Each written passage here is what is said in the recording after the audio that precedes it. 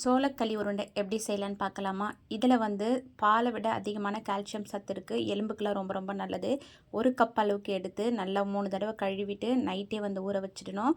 காலையில் எழுந்து பார்த்தா இந்த மாதிரி ஊறி இருக்கும். அதை நல்லா வடிகட்டியில் போட்டு வடிகட்டி ஒரு 10 நிமிஷம் அப்படியே விட்டாலும் விட்டுடலாம்.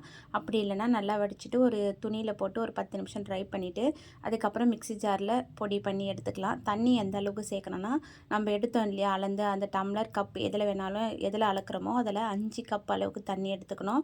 அதில் 4 கப் அளவுக்கு பாத்திரத்தில் ஊற்றி நல்லா கொதிக்க விட்டுக்கணும். ஒரு கப்பை மட்டும் நம்ம பவுடர் பண்ணி வச்சுருக்கோம் இல்லையா அதில் சேர்த்துட்டு நல்லா கரைச்சிட்டு இது கூட ஊற்றிட்டு நல்லா ஹை ஃப்ளேமில் வச்சு கொதிக்க விட்டோம்னா நல்லா திக்காகி இந்த மாதிரி கொதி வரும். நல்லா கொதித்து திக்காகும் போது சிம்மில் வச்சுட்டு மூடி போட்டு ஒரு 10 நிமிஷம் 5 நிமிஷத்துக்கு ஒரு தடவை எடுத்து கிளறி விட்டோம்னா சூப்பரான சோளக்களி வந்து ரெடி ஆகிடும்.